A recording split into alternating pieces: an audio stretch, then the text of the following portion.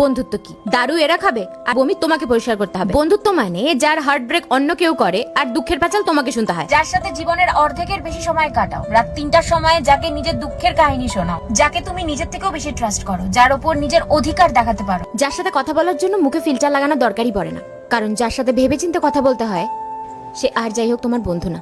সবাইকে নিজের মনের কথা বলা যায় না, কিন্তু বন্ধুকে ইজিলি বলা যায়। যাকে ছাড়া জীবনটাই বেস্বাদ। বন্ধু তো এমন বানাও যে একা তোমাকে দেখলে লোকে জিজ্ঞেস করে কি রে আরেকটা কই। বন্ধুকে কখনো শত্রু করবে না, কারণ ও তোমার ব্যাপারে যা যা ইনফরমেশন জানে লিক হয়ে গেলে চাপস। আর সবকিছু থাকুক চাই না থাকুক, একটা জিনিস তো এদের থাকা উচিত না, সেটা হচ্ছে ইজ্জত। টাইম টু টাইম এদের বেজ্জতি করতে থাকো। বন্ধুত্বের প্রথম রুল, বন্ধুর শত্রু তোমার শত্রু। আমরা বন্ধুরা যখন কথা বলি একটা জিনিস সেখানে থাকে না, সেটা হচ্ছে লজিক। ফ্যামিলি আমরা চুজ করি না, কিন্তু বন্ধু আমরা চুজ করি।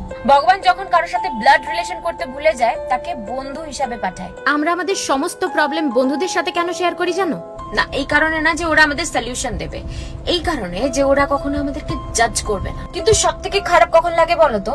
যখন তুমি কাউকে ক্লোজ ফ্রেন্ড ভাবো বাট সে তোমাকে ভাবে না, মানে ওই লেভেলে ভাবে না। বন্ধু দরকার, কারণ ভালোবাসার মানুষটা যখন কষ্ট দেয় চোখের জল মোছাতে বন্ধুই আসে। বন্ধু তো গুনে গুনে এক দুজন হয়, যার জন্য তুমি সব করতে পারো, যে তোমার জন্য সব করতে পারে, বাকি সব ভিড়। বন্ধু না। প্রেমে ধোকা খেলে আমরা বন্ধুকে গিয়ে বলি, কিন্তু যদি বন্ধুই ধোকা দেয় কাকে শেয়ার করব?